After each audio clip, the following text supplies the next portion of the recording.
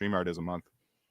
No, here's what you do. Because I got a deal on my channel for StreamYard where I signed up for Hey Dalton, what's the deal? It's you can get it for $10 a month. It's like you have to. I got it. Yeah, I signed up for some trial thing where it was like $7 for a week to try it out or something. Seinfeld really is a Jewish comedian. He's always asking what the deal is. Yeah, right. We were talking before this. I just want to say real quick before we start the show. I just really want to say it's Resident Evil, not Resident Stevel. Thank you, folks. Welcome to the Crowder Boys for the week of the fuck is today, the 29th. Wow, January's already. It's Super Bowl season. It's Super Bowl season. It's Kansas City and Philadelphia in the Windy City, New Orleans. And may the glorious Philadelphia Eagles fulfill their jihad on the infidels, Kansas City. Yeah. Oh, yeah. I guess because people are probably wondering where Corn Fed has been, because Sal and I were supposed to do a Corn Fed this week. And I guess that was contingent upon how the Bills did, because the Bills lost against Kansas City.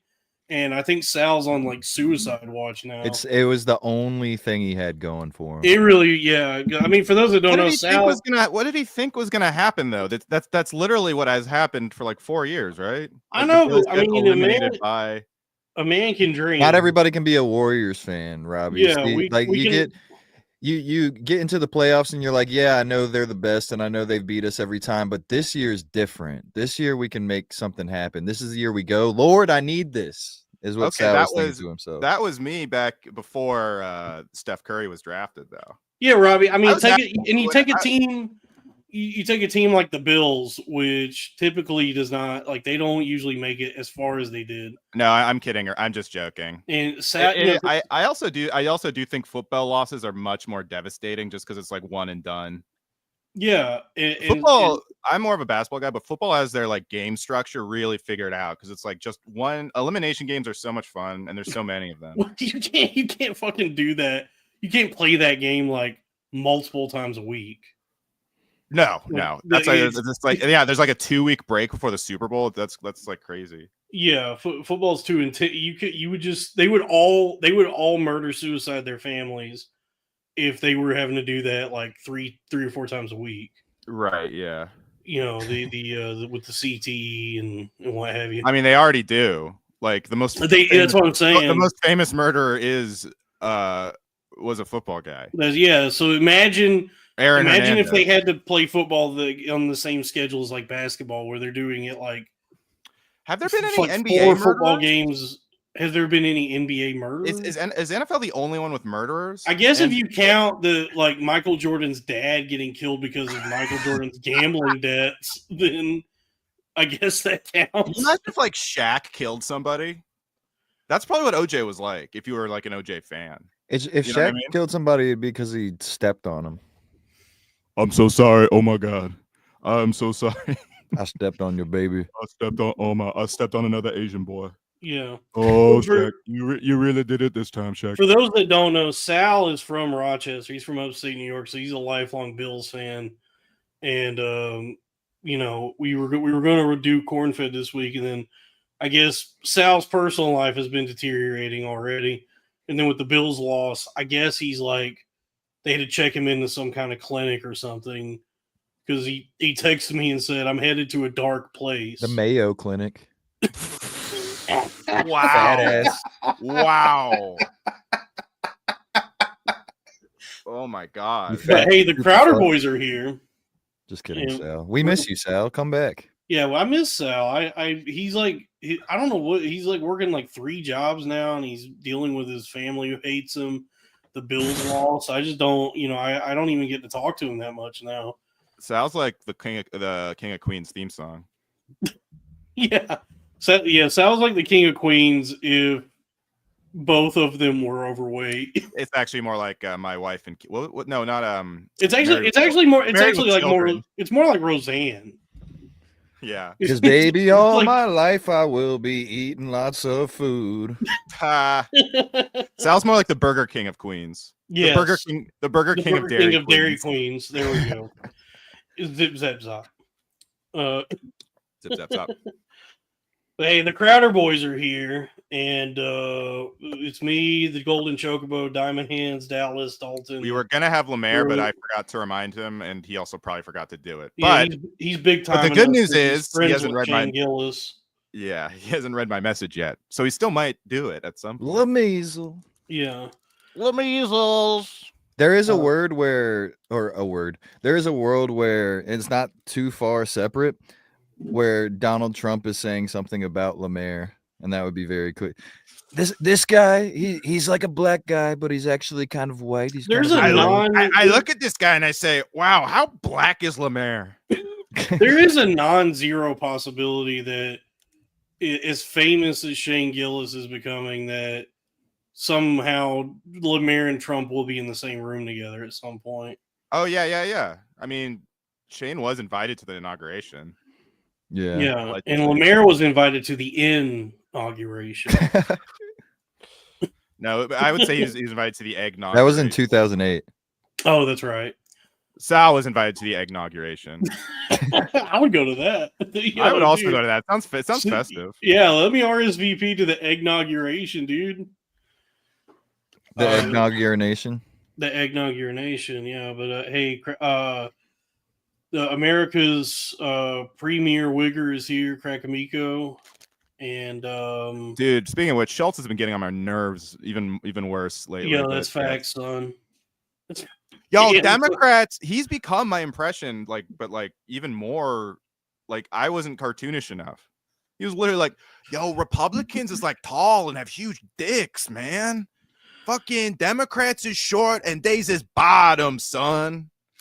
Yeah, and this fountain of jealousy and hatred is Robbie Goodwin.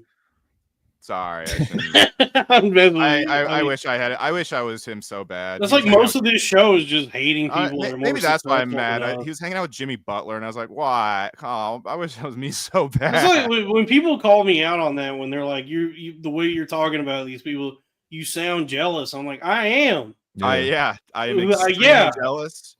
But in my defense, I also want their careers, and I'm jealous that they got an opportunity. Yeah, but we're not jealous of their wisdom or talent or their skill. It's the fact it's how they're doing financially based on how retarded they are. Yeah. Right. Although one of the modern day philosophers did ask one of our great questions of our time: what is Australia? It's a good question. But speaking of Lemaire, I do hope we have him on the show soon. He might be the biggest guest that we've had. Definitely, well, size-wise. Yeah, we'll have to upgrade the hard drive to fit him on. But I love Lemaire. Lemaire is very fun. I've kind of made the decision that, at least for now, from Shane on down, and I think I've probably interacted with Matt the most.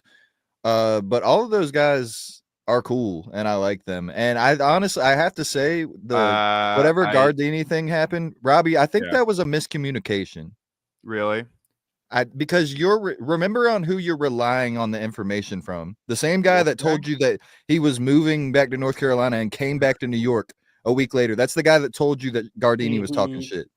Gardini has been nothing but nice to me online when I've seen him in person, and he hangs out with the coolest dudes. So I don't understand. Yeah, I mean, look, I don't want to talk too much shit, but there's a few some of the people in that crew. Matt is great. Shane is hilarious. Lemaire is awesome. Do-rag guys are great. And the Dad Meat guys are, very talented, very nice. But there's there are some people in that orbit. Just that one guy that we're talking about. There's a few. Process of, don't worry about it. No, Sean, and I'm sure, I think Sean was I think when he gets drunk, he gets nasty. And I think that's probably what happened. Robbie, did you know Eddie Murphy was in the Norbit? No. Yeah. Wait, what? I don't know. Orbit. Shane Gillis is Norbit. Okay. And Eddie Murphy was in the Norbit. Okay, that's pretty good. Or what was the woman's character's name in that? Because I want to punch that up. Respucia was in Eddie Murphy's Norbit. Okay. Do you want to watch this classic clip of me, Lemaire, and Nick? I'm gonna start saying Respucia instead of minutia. I just get lost in the Respucia sometimes. You don't think Shane is teetering dangerous close to gay as hell territory? He's doing fucking dances with Post Malone in a Bud Light ad. I didn't see any dances. I saw him. They were doing little cutesy little movements. Maybe not dances. I saw Shane standing next to a guy that was ruining a commercial and kind of just not knowing what to do about it. And it's funny. I'm not saying that their commercials are like the greatest. The ones that they've made are like the greatest commercials of all time. But it is funny that once they don't let him make the commercial, it is a shitty fucking commercial. All right, yeah. I mean, the ones with Bieber. It's like, look, I love Shaq. I'm not going to blame someone for being in a commercial, even a shitty one.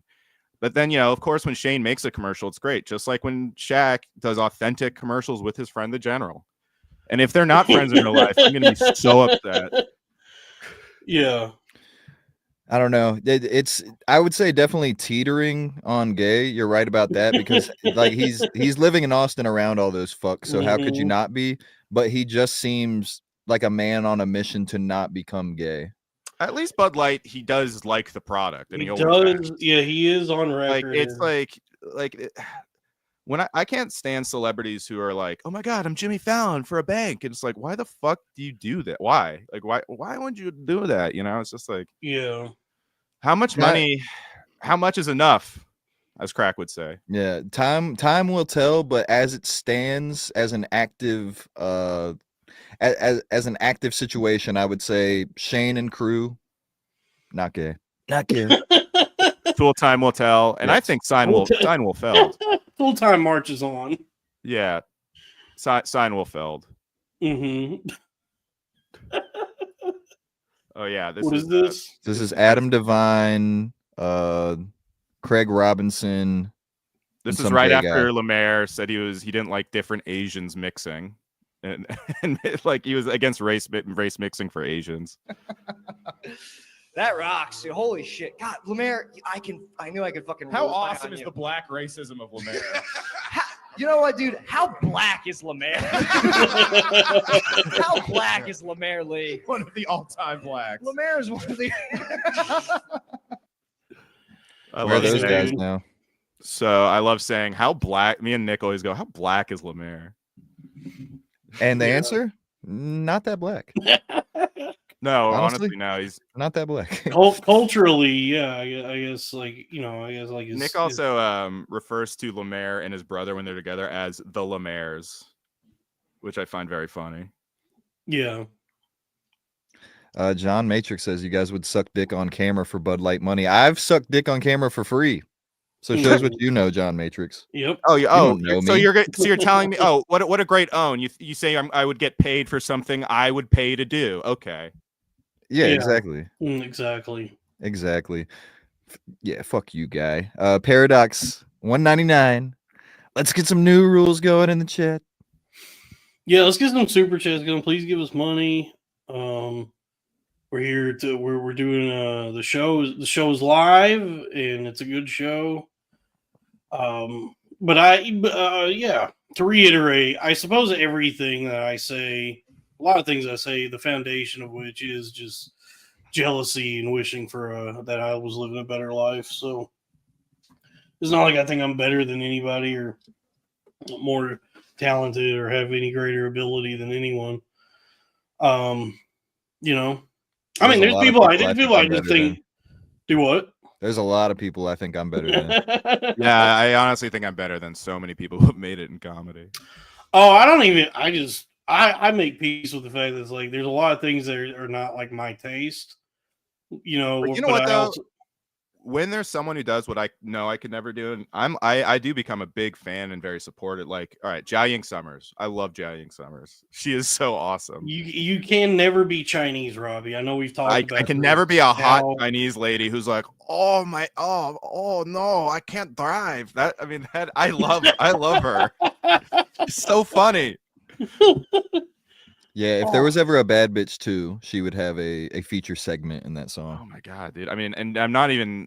I think I started laughing at her, and I now just really enjoy. I truly enjoy her. Drew Montana and I were talking about this because he wore one of his rap appearances.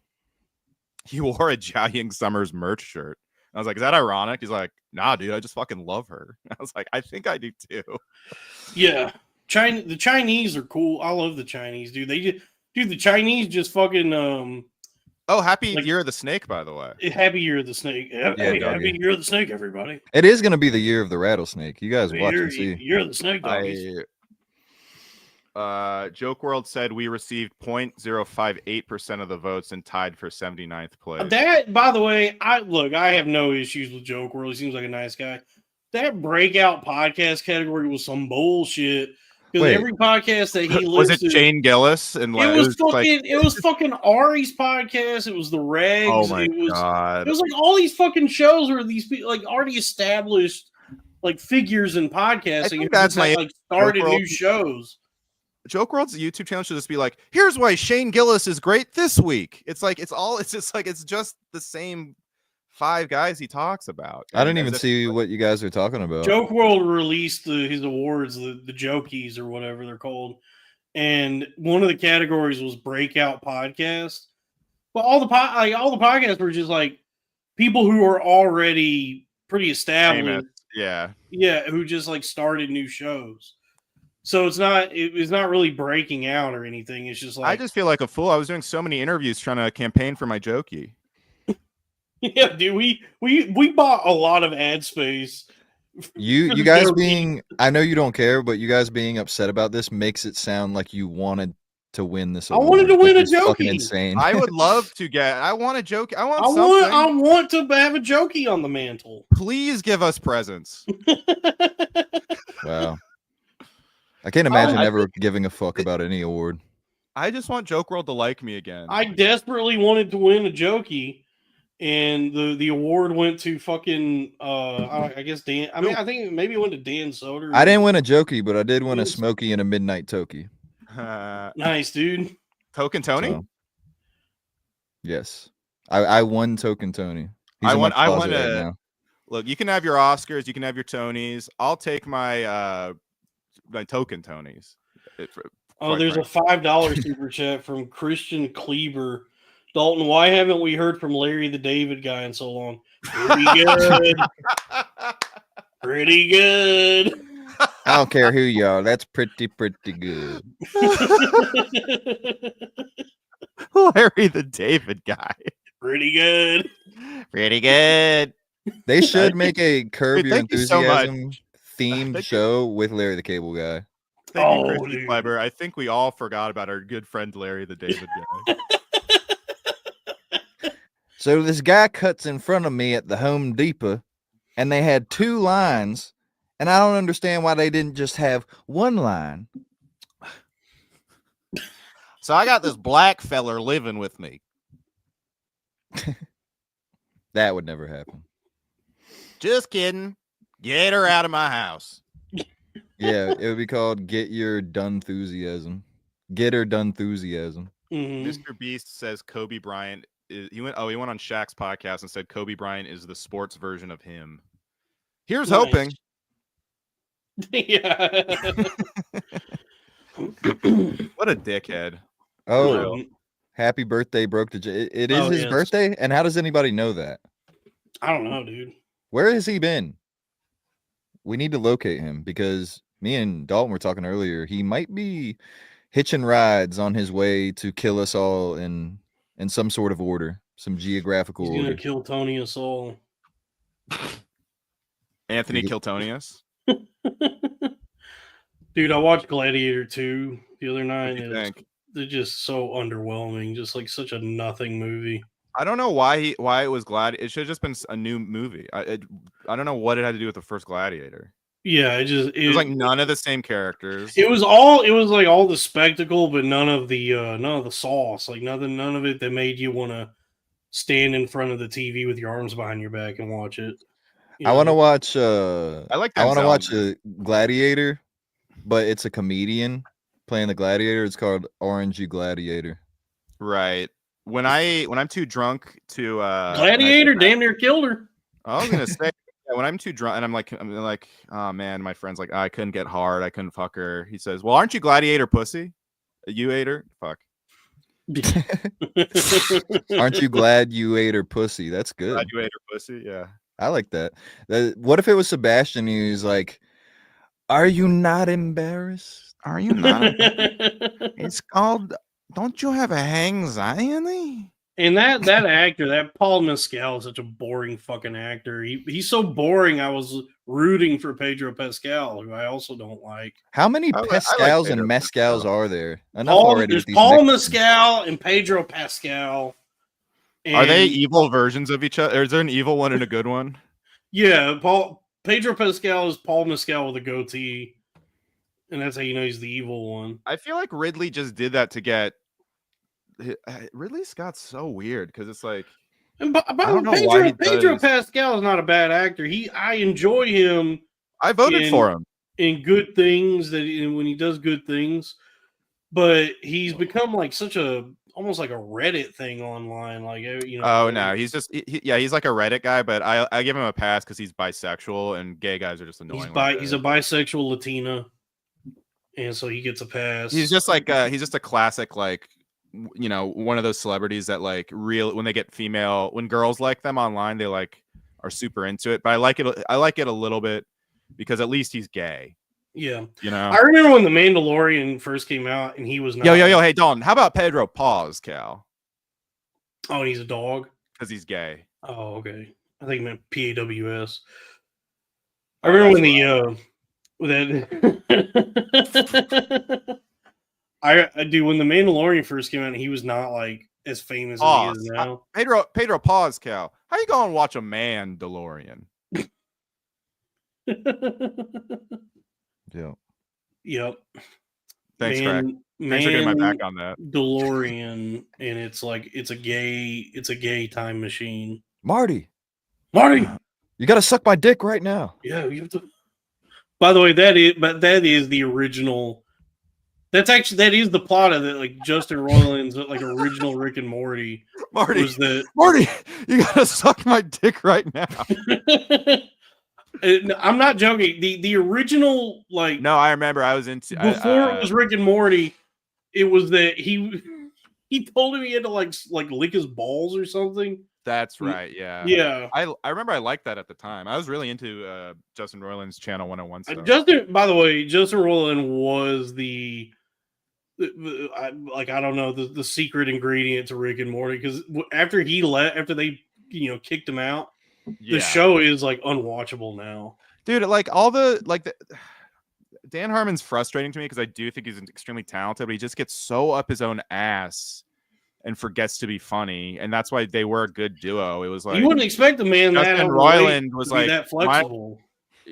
That he could fit himself up his own ass. Yeah, if you read those Rick and Morty behind the scenes stuff, it's like right when they kicked out Justin Roiland is when the show started being like way too into like. Look how complicated the show is. Ooh, isn't it cool that we're so complicated? Like it's such like a complex sci-fi premise. Like, how about you just be funny over there? Eh? Yeah, and I'm by the way, I'm sure when the news broke about Justin Roiland that Dan Harmon was sitting there like close call. Well, I guess they just hope nobody ever looks into anything I've ever done. I've heard he's a dickhead, by the way.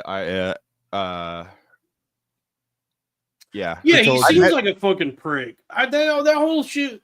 That whole shit was pretentious. Like Chevy Chase seems like kind of a dickhead, also. But I mean, that whole situation with Chevy Chase, when that happened, and I saw what Dan Harmon had done, I was like, "Well, this is an asshole fucking thing for you to do."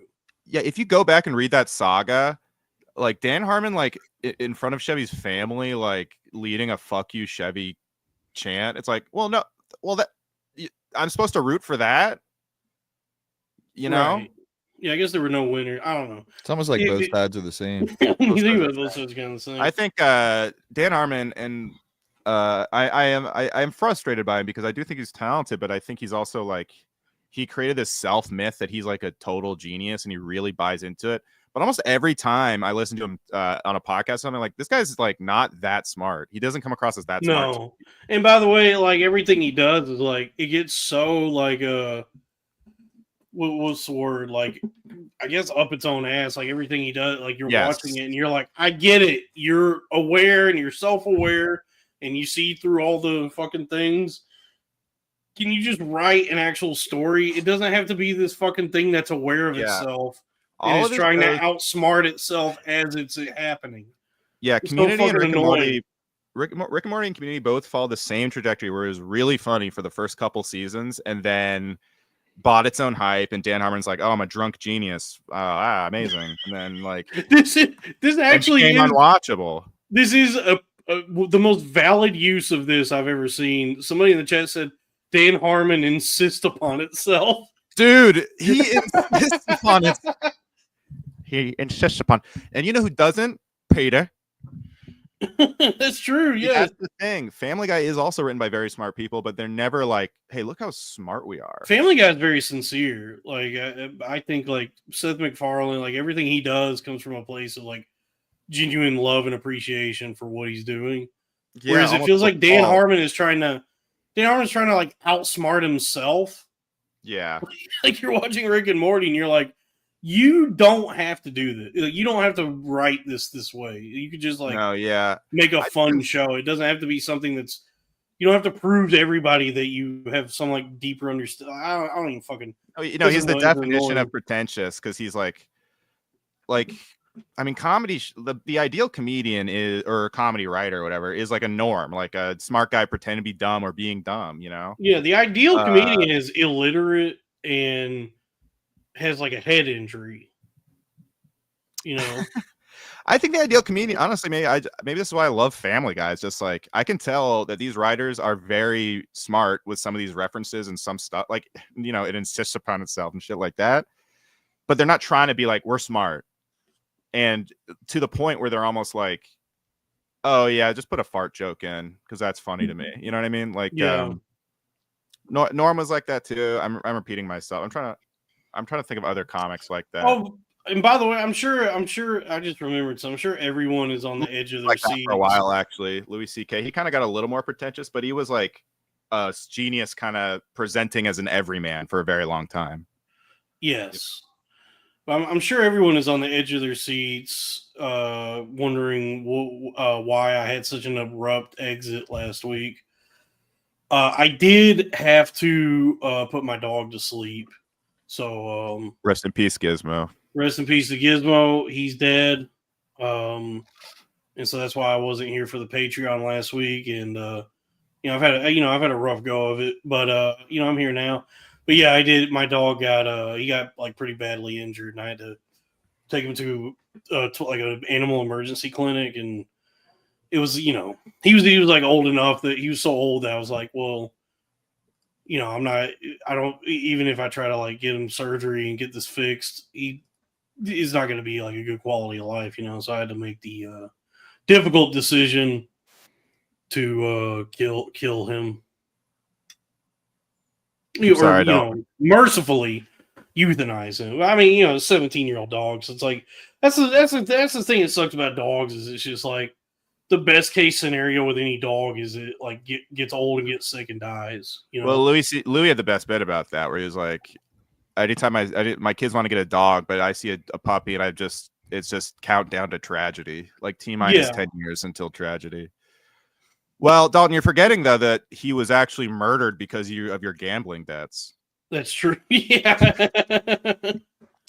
Yeah, I was sorry you had to deal with that, man. I know that's tough to deal with. I was happy to hear that he lived a long, fruitful life.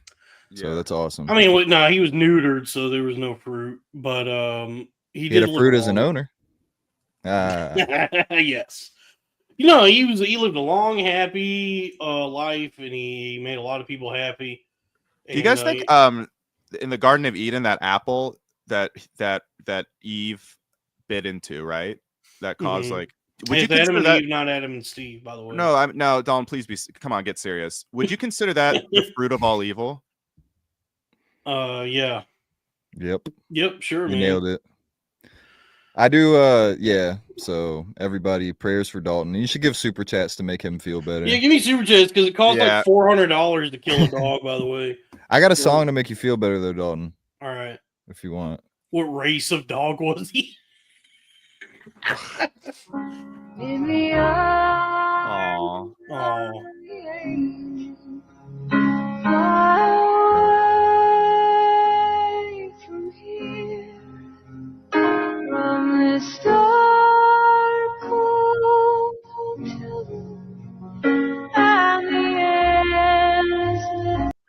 Okay, I can't do it. I feel bad. Wait, hold on. That's enough. No. Was that the was actually- Canadian commercial? It said it said like every hour in BC. It was either Canadian or cavemen. Damn. So they made like a version of that for every country. I guess so. Yeah. 'Cause It's kind of sickening. It was either for Canadians or prehistoric. For only times. 2 rupees a day, you can help this little cat with a nail to his ear. Yeah.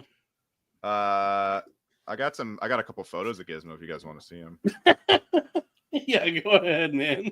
All right. I got that one there. Robbie I didn't even know he Cousin was didn't sick. even know he was sick. No, come on. These are cute. I'm not. Thank you for paying $20 for He was a very nobody to cute. pay He was, attention a, he to was a that. cute dog. I loved Gizmo from a distance. Yeah, he's a very cute little cute boy. Thank you, Robbie's third cousin. Thank you, I'll Robbie's pay third cousin, for the attention to $20. I didn't even know he was very. I mean, that's the thing. He was like very sick. He was like deteriorating. So he wasn't long for this world anyway. It's just it sucks that the way he went out was painful and tragic. Yeah, there you look at him. Choose a picture where he doesn't look scared. Yeah, that was actually. He was already pretty old. Like that was where he probably had dementia already. Because like there at the end, one of his eyes. Yeah, went that actually looks guilty. like my grandma now. That blank grid picture. Oh, look at him. Yeah, he's Man, so I miss my cute. dog. Yeah. Raphael wants to know what's going on with corn fed. No, Sal is not. I talked about this earlier. Sal is on.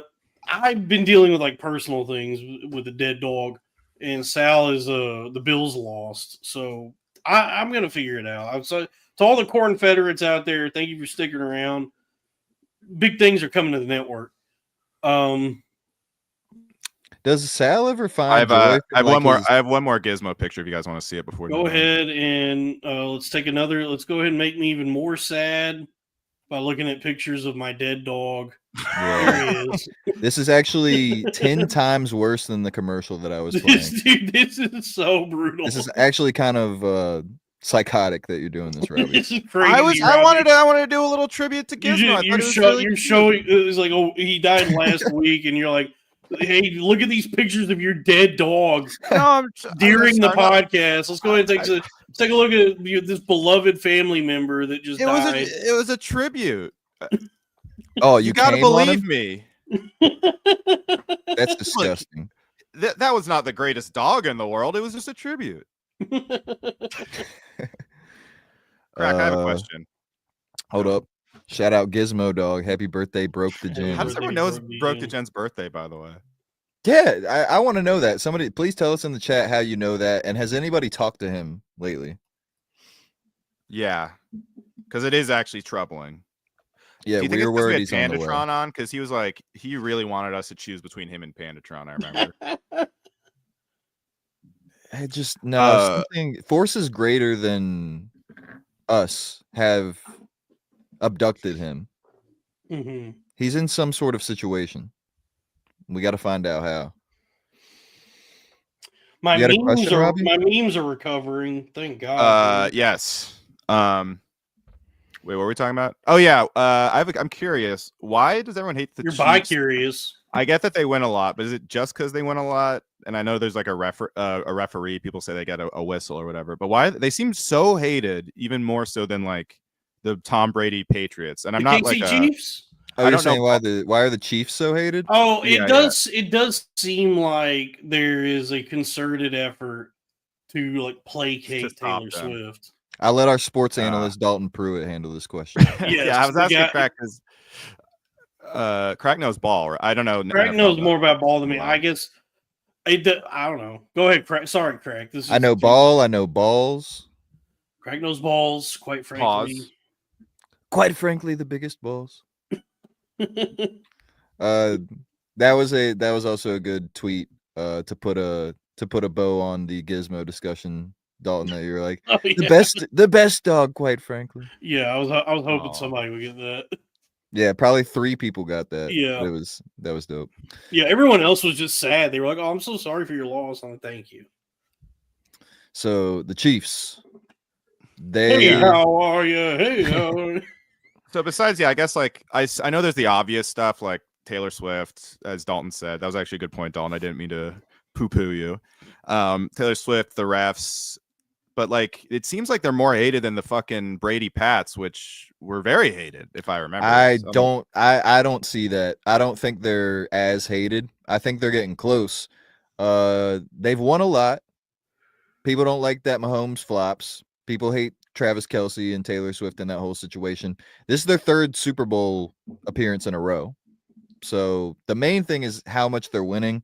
The ref thing adds a certain element, and then the Taylor Swift shit. So the perfect storm of those 3 things, I think, is gotcha. I was wondering, is it like? But I was wondering, is it because of Mahomes himself at all? Like, do people just not like him?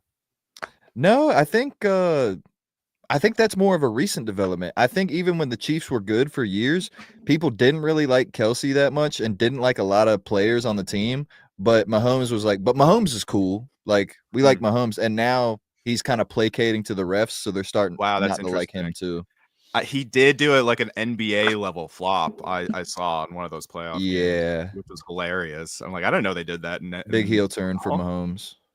Mahomes star runner. But yeah. Well, why was Travis Kelce so hated before that? And do people hate Andy Reid? I think he looks like Wilford Brimley myself. I hate him because makes the fucking worst commercials. Pepperidge Farm remembers. I don't like Andy Reid because is Andy Reid the Bundle Rooski guy? He's the old timey big fat guy. Fat walrus looking fuck. Yeah. Yeah, somebody posted the Peaky Blinders meme where he's holding a gun to his head, and it just said "Bundle Rooski, Bundle Rooski."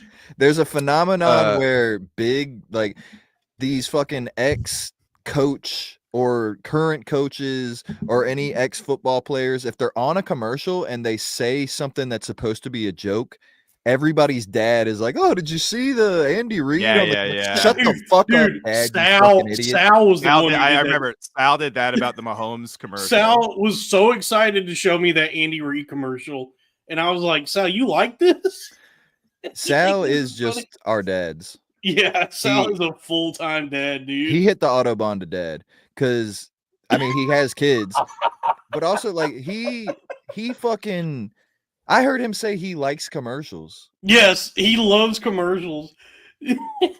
What kind of dumb fuck do you got to be to like commercials? Like, and I used to like Super Bowl commercial. I actually legitimately used to like the Super Bowl commercial. I remember I asked him when he said that. I said, "What's your favorite commercial?" And he immediately had an answer. He was like, "Oh, that Totino's pizza roll commercial from when I was a kid, where the kid is like, I love Totino's pizza roll." Like, Sal is just the average American when you think about it. Sal really is like just a guy. That's why I love that people know about. People watch that podcast because but he is very funny, but most people who are very funny aren't just like the median man in America. You know Honestly, what I mean? They're like, I don't know, man. Like, I've met so many people who just work a job, who are just like trying to survive, who are like funnier than most people trying to be funny. Like, you go to a fucking open mic and it's a bunch of wet blankets. But then you go. I used to think that too, but a lot of coworkers, like if you try to get them on a podcast or do stand up, they're like they just can't be themselves, which is you know what I mean. You want to be like, come on, just do the thing where we're talking, and even Sal has that special blend of just like being a regular guy who is capable of like being funny in front of people. Sal's humor is rooted in the fact that Sal has removed himself from his own ego, meaning that like where the three of us, we are able to be self-deprecating and bust each other's balls and stuff like that, but there is an element of ego. We all want to think we're funny and that we're good at stuff and that we're smart. Sal has none of that. Yes, we all have a little inner Maher that we're fighting against, but we're aware of. Our inner Sal has achieved like a kind of enlightenment that I envy. Sal is able to look at himself as if he's like that's another person that he's looking at in the mirror, making him able to make fun of that person. Yeah, those are the most charming people, the ones who can like laugh at themselves. Everyone likes a guy who can laugh at themselves. Yeah, I miss Sal. But as unimportant as he looks at himself, you have to keep in mind that's how he looks at all of us too. Like that's why he has no regard for. He'll just eat straight into the mic Just and eating fucking hot dogs. Sal does seem to love me though, and I appreciate it because I'm constantly calling him stupid and fat. he kind of deserves it. I'm not gonna lie, because like there will be so many times, because I am a Confederate from way back, but there will be so many times that Dalton like starts to go off on a point, and He checks out Sal just immediately. immediately just looks at his phone. Yeah, he has intense ADHD, and I say that as someone with intense ADHD. I do too, but it's like when I'm on a show, I'm able to go like my ADHD. If you have ADHD on a podcast, you do, and this is how I know you have ADHD, Robbie, because I do this all the time too. You'll derail somebody by trying to make a joke about what somebody's talking about because you Right. care about what they're talking about, but you Right. try and make joke. Look, like just grabbing your cell phone and looking at your cell phone while somebody's talking is a blatant disrespectful move. That's not ADHD. That's blatant disrespect. I think it's ADHD. I think we're just more like care about the show more, so we're trying to be engaged and be funny. Yeah, I think Sal's mind will drift, and he'll do the thing where he tries to derail Dalton all the time. Like he does that all the time too. Yeah, I don't think I think wish ADHD is made up, but I think everyone has it. It's just how much of it you have is. I've told Sal, and the same with this show that I've told him like there is a path to like this being like what pays your bills, but I don't think he believes me. Hey, he said Bills? They're on? Yeah, he's like, oh, that reminds me. I actually should be watching the Bills game right now. Which he does on the podcast as well. And then he goes, Anne Hathaway? She was so hot back in the day. Yo, that movie that she was in, Princess Diaries, bro. That movie she was in, directed by some random like girl movie. Nacho Vigalondo. The Jack Black movie? Yeah. No, that movie. That's an underrated one too. Nacho Libre. I was just thinking about how funny Nacho Libre is very good. Nacho Libre stinks. No, Craig, take that back. The first time I tried to watch it, I turned it off in the first 20 minutes. It's unwatchable. So then I tried to watch it again, and I'm like, okay, I get what they're trying to do, but no, this fucking sucks. I love never liked that movie. I love it too. And you know, Shane actually kind of took I just need some. He does that little noise a lot. He'd be like, "Oh, we just need some and Nacho Libre is actually sweet girls." That's from Nacho Libre. Nacho Libre is actually does a very good job of representing Mexican culture. I don't know. I don't know how many movies I've seen where people are eating elotes in a movie. They've been eating elotes that whole movie. I think the disconnect on is that we were fat kids, and something about Nacho Libre spoke directly to the fat boy's soul, the silly fat boy.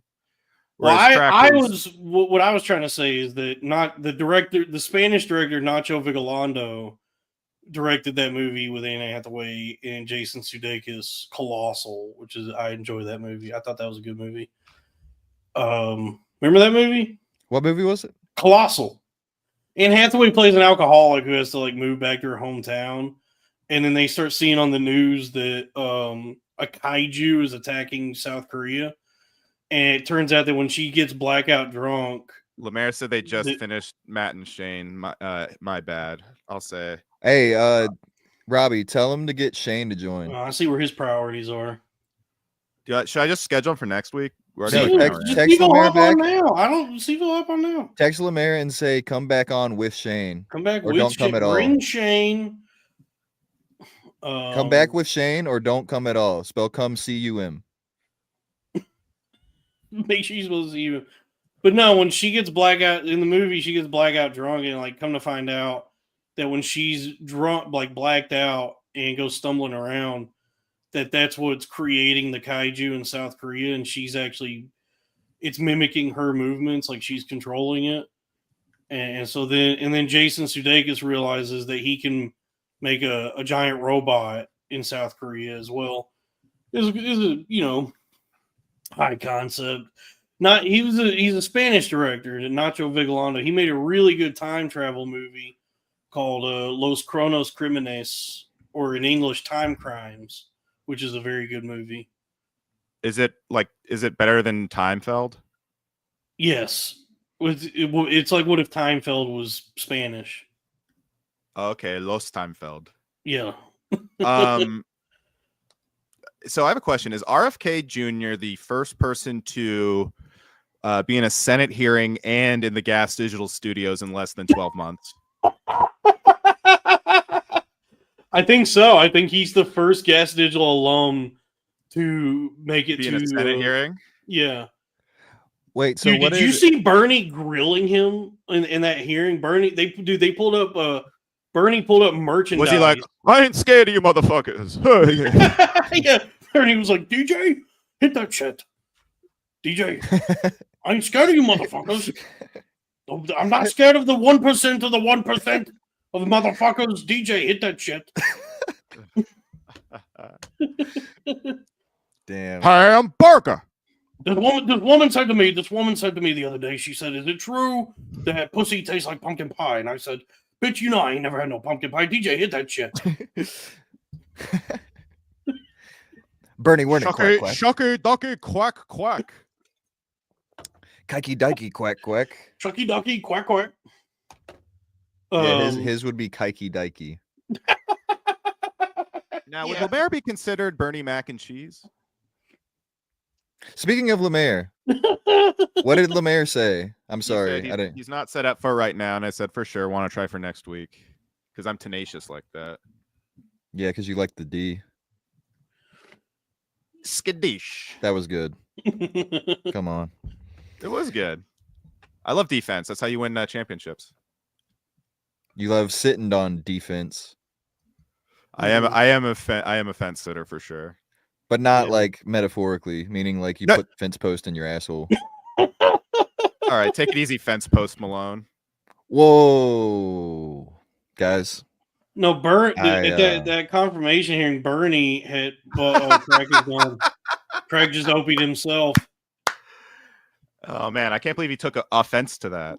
But at that confirmation hearing, Bernie had pulled up. There's some fucking children's health organization that RFK is involved with. RFK Jr.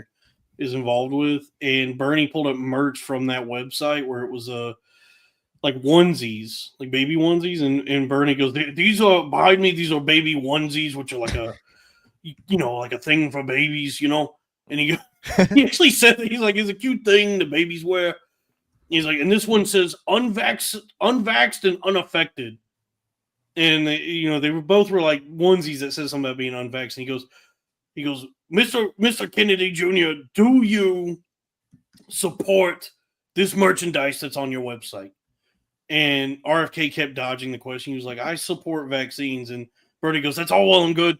Do you support this merch that you have on your website? And RFK just would not actually answer that question. He was trying to. His throat was. So I have a question for you guys. Should I quote tweet JokeWRLD's clap back to us with just the hashtag rape JokeWRLD? What do you mean clap back to us? What happened? It wasn't really a clap back. It was just information that he gave us. What is this information? Hold on. Let me show you guys what I'm considering posting. Let me know if you think it's a good idea or not. I quote tweeted that thing he posted about the Jokies, the award show, and then he said the Crowder Boys received 0.058% of the votes and tied for 79th place. Not bad. Wait, were you able to vote for us? I only learned of the Jokies like an hour ago. And is he giving us a rib, or were people actually able to vote for us and that's a real statistic? Oh, I would love a rib. Do you think Bernie grilled one of those too? Yeah, you're Ribby Goodwings. I am Ribby Goodwings. Wait, Crack, do you think this is a good or a bad idea? Should I tweet this? Sure, man. Right. Go ahead, man. I don't care. I don't whether I'm I have no desire to be friends or enemies with JokeWRLD. I don't care where I stand with him.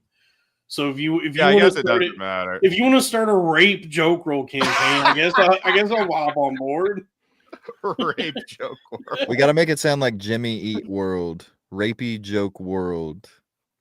I do worry. And All right, I tweeted it. Everyone, please engage with it. Tonesmore Cowboy makes a good point that kind of talk on Twitter could get you like banned. Hold on. If everybody in that chat right now retweets that fucking, all right, well, not everybody has a Twitter.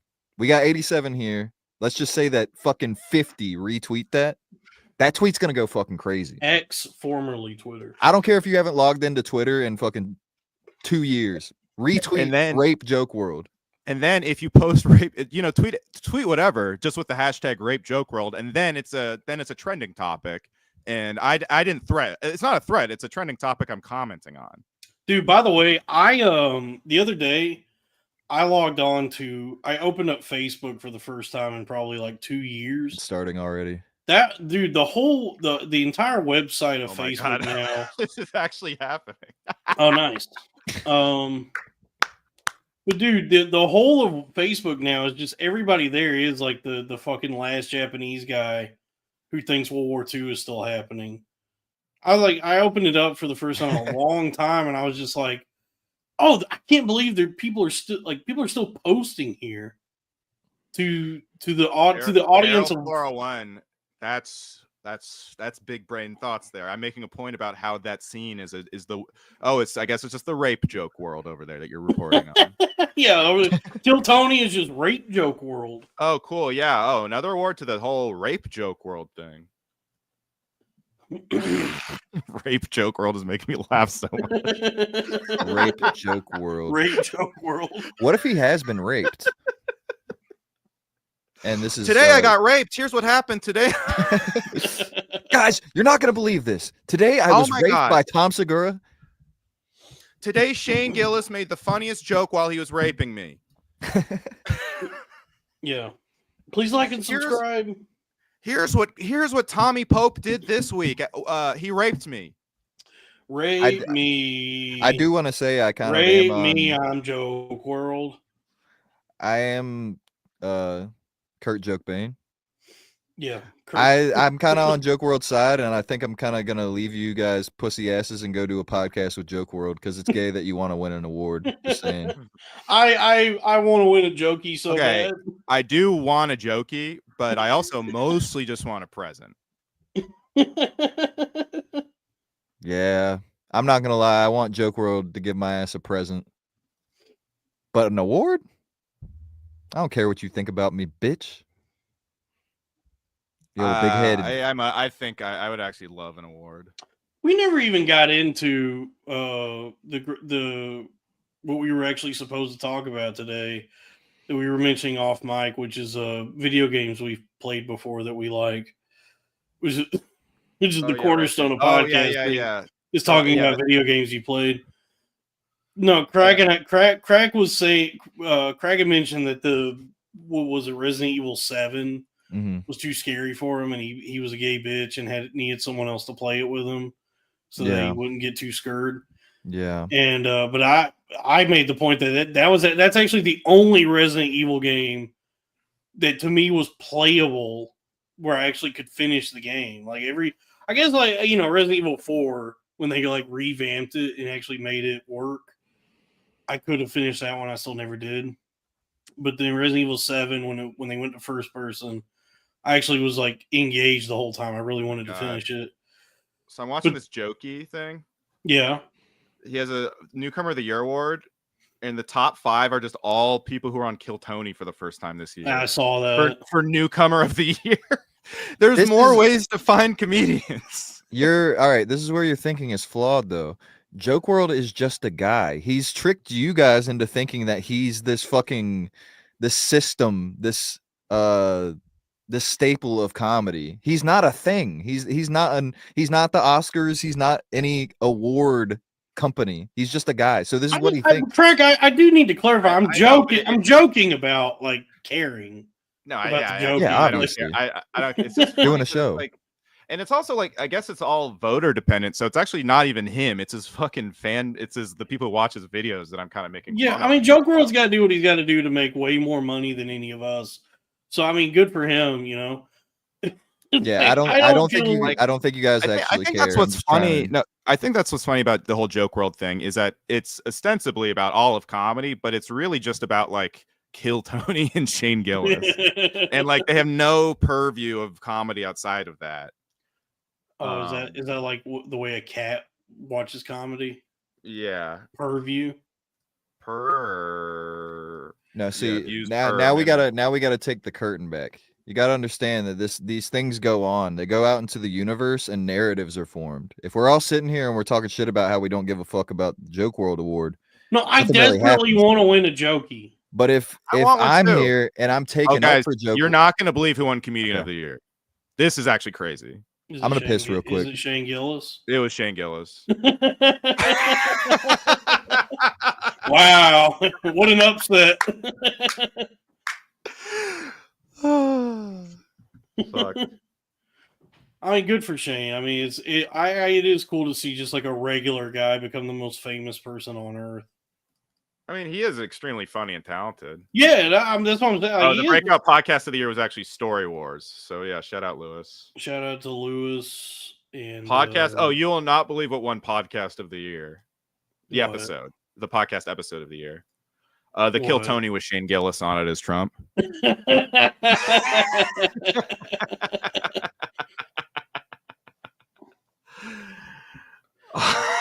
Nice, dude. I hope we can win a Jokey next year. Well, I plan on transitioning into becoming Shane Gillis, so I think I like my odds. Yeah, I'm getting Shane Gillis surgeries. I'm getting a lobotomy and getting my hairline thinned out. I mean, that is just so funny. It's like, I mean, come on, guys. There's more comedy than just Kill Tony and Shane Gillis. Yeah, but I mean, who? There's also Joe Rogan. There's also Flagrant 2. There's Tom Segura and his wife. There's sure, yeah. There's Bobby Lee and Andrew Santino. There's so much comedy, and it's a golden age of comedy, if you ask me. Well, the funniest, the I think the Comedian of the Year should have been the freaking President of the United States. Actually, Trump did win, but he came in 4th place for Podcast Guest of the Year. Nice. But I was gonna say, so like the first 4 Resident Evil. So everyone, what I'm trying to say is, everyone, please retweet #RapeJokeWorld. Let's get it trending. And all right, yeah. Or the first 4 is Resident Evil 1, 2, 3, and Code Veronica.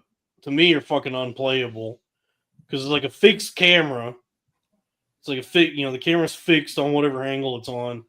And then the controls are like you have to turn to look in the direction you want to move and then press up to move in that direction. So it's like these very clunky, I think they call it tank controls.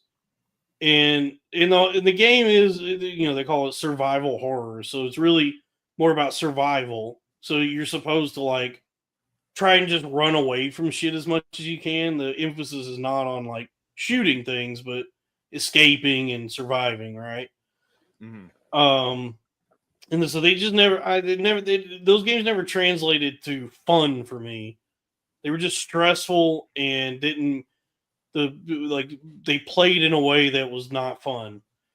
And then part 4, they completely overhauled it and made it actually fun, where it's more of an action game at that point. And I think they hit the sweet spot with part 7, where it's first person. There's some action, but it's mostly just very scary. The best was how many years ago it was? It was probably 10 years ago at this point, when Konami had got where they had asked Hideo Kojima to make the next Silent Hill game that they were going to do, and it was supposed to be Norman Reedus. That's a hill my wife has never been on. Yeah. Do you think there's any black people in Silent Hill? Not if it's in a movie theater. Yeah. They call it Chirp Hill, where the black people live. But Chirp Hill, get your ass downstairs. Winston Churchill. Hit me up when it's Silent King of the Hill. Maybe I'll watch it. Damn it, Bobby. You're a manifestation of my grief. Oh, that's scary. Oh. The big bitch. Konami, they got in Hideo Kojima. They want him to make the next Silent Hill game, and it was supposed to be Norman Reedus was going to star in it. But horror leading up to it, some game just dropped on the PlayStation Network one day that nobody knew what it was, and it was called PT, and it was the scariest video game of all time. And it was like, come to find out, it was just like a teaser for the new Silent Hill that Kojima had made. But it was like genuinely the scariest thing anyone had ever played. And now you can't play it now because he got he like had some falling out with Konami, and they just got rid of the game, so you can't even fucking play it now. Whatever PT was, but it was like, dude, like that thing the thing me and Nick were telling you about, like how in Japan they love David Lynch. This whole this PT that Kojima made is all just like David Lynch shit in a video game. It's really scary too. It scared the daylights out of me playing that. And now he left to go make some of the most boring dog shit of all time, which is Death Stranding. I played. I think Crack said that horror movies are so much more tolerable than horror games, which I kind of agree with. And I played the Texas Chainsaw Resident Evil in fucking VR. I was like, well, I'm not gonna fucking play it after like 1 minute. I was like, I'm fucking out on this. Yeah, dude. I would not. I don't like VR anyway. I wouldn't fucking play any of that shit in VR, dude. That would be too much. I want to play that new Arkham VR. I want to play actually, but I don't want to get VR just for that Arkham game. Dude, yeah. I watched this. I think the first movie that really scared the fuck out of me, and this was recently, was this movie. It's this guy. What was the name of it? Ernest Scared Stupid. Terrifying. I've been VR lately. Very Randy. Oh, behave. We should watch another Ernest movie. I was thinking about that today, that we should dip back. I've never into seen Ernest. The only one I've seen is Slam Dunk Ernest. I haven't seen any in the past 20 years. We should, for the next one, let's do Ernest. Ernest was not really a thing in California way. Yeah, let's do the Ernest joins the army for the next one. Let's see if any more are free on YouTube. I think they're all there. Ernest joins the Red Barmy. Yeah, I would love to continue our Ernest Master Series. Here's one. Masterpiece Ernest. He's wearing a yarmulke. Ernest controls Masterpiece the baller, media. Right? I'm sorry, was that? Hold on, Craig. Say that joke again. Nah, I'm good. Master V Voller. What's Ernest's name? Ernest P. Voller. Yeah, here we go. Ernest in the Army is free on YouTube. So let's nice. Yeah, we'll do Ernest in the Army. And Ernest rides again. How do they not call it Full Metal Ernest? That's a good point, Robbie. Or Full Metal Alchem Ernest. It should be called Full Metal Hackbit. Apocalypse Ernest. That's really good, Crack. If I see like a shitty I'm a veteran comedian, I'll be like, hey, take it easy, Full Metal Hackbit. So and then I'll get on Kill Tony. Yes. That's all I want for you. This so we got Ernest Goes to School, Ernest in the Army, and Ernest Rides Again. What's the first one? Wait a minute. Wait, do my eyes serve me correctly? And Ernest Rides Again, is this John Pantaleone on the cover? Is it Joey Pants? Or yeah, Joey. It looks like him. Do you know, speaking of commercials, you know Ernest started as a commercial? Yes. Yeah, we've discussed that. And then there's a sketch show, I guess, that came out. Did you know what's interesting about all of this? We have Sprite to thank for this entire discussion about Ernest, because the whole reason this happened is because I was talking about my love of Sprite, which you can't see right now, but I have a Sprite, and Dalton immediately showed me the Ernest Sprite commercial, and now the rest is herstory. Ernestry. Yeah, the rest is Ernestry. Oh, I started watching The Secret Life of Walter Mitty, which is kind of like an Ernest. You know, it's kind of like, Walter Mitty. Ben Stiller's Ernest. Yeah. I started 2 observations so far. One, Ben Stiller is an incredible director. Like some of those sequences, I'm like, this is fucking awesome. Like just visually. Second, I miss seeing comedians in movies because like a bunch of comedians go in and out of the movie. Like, damn, I miss. Oh man, oh wow, that guy. Oh wow, there's just no comedy actors anymore. Yeah, Ben. Yeah, know. that's like one of the. It made me a little wistful and sad. That's one of the things Also, that third stands observation. out. Kristen Wiig is very hot in that, and it's crazy how her hotness fluctuates. Like the spectrum of Kristen Wiig's hotness is crazy. Yeah. But what were you saying, Dalton? Sorry. No, that's one of the things that stands out about Severance is like how well shot it is, like how good the show looks. And you see echoes of it in The Secret Life of Ernest B. Waller. Like he shoots The Office in a very similar way. Yeah, and I mean you see that on full display in Tropic Thunder. Like first off, that's the last time anyone's going to give anyone that much money to make a comedy. But yeah, he used that budget very well. Like the fucking hundreds of millions of dollars they gave him. It didn't cost as much as you think, if I recall. I think it was like over. It was 92 million. It was 92 million, which is, with that cast, that's crazy. Like Downey Jr. definitely took 20 million. But I mean, for a comedy, I mean, they don't fund comedies anymore. So no, yeah, they had Tom Cruise. That probably cost a bill. You know. Yeah, Steve Coogan, Nick Nolte. Yeah. I mean, it's a stacked cast, but like, the movie itself is beautiful. It is that full, like he uses that 90 million very well. Whereas I watched that fucking Rock movie, Red One, and it just felt like I was just watching them waste money on screen. It was just like, and I could tell it was the worst of both worlds because I could tell it cost a lot of money, but also looked like shit. You know, which is how like so many movies now look. Look at the cover for this. Ernest Rides Again. See, here's the thing. Ernest was like a movie producer's dream because they probably cost like 500,000 to $1 million, 5 million profit every time. Like every time, it's like just a yeah. You know, it's only horror movies are like that now, where they're like guaranteed return on investment for like, you know, mid like low budget basically. What These are some good photos. I'm liking what I'm seeing. This is the year of my birth.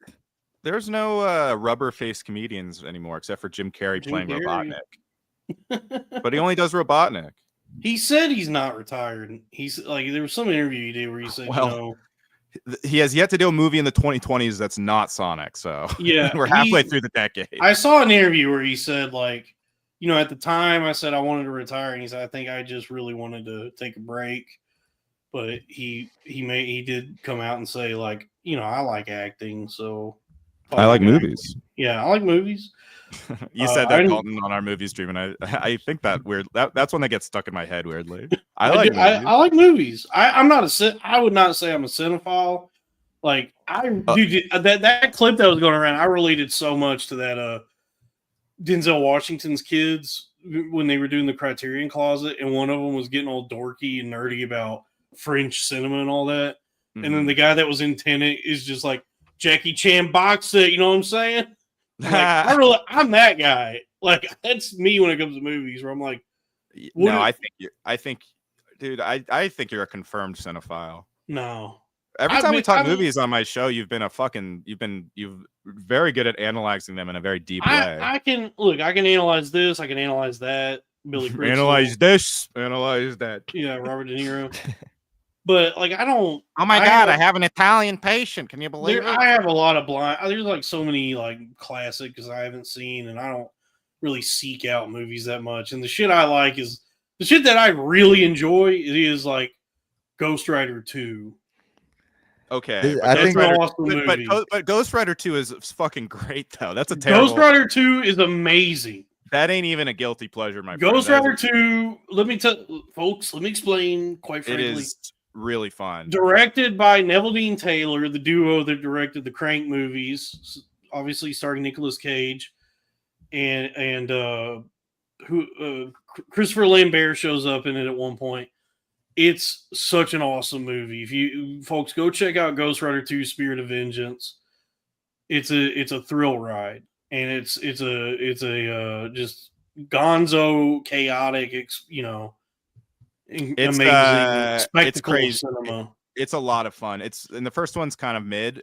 Ghost Rider 2 is a banger. Ghost Rider 2 is Nick is good. the one to turn me on to it, and he's very pretentious. There's a thing where he pisses fire. Yeah, I think here's what happens with Dalton. Inside him are two very hungry wolves, Very hungry wolves, and they're hungry.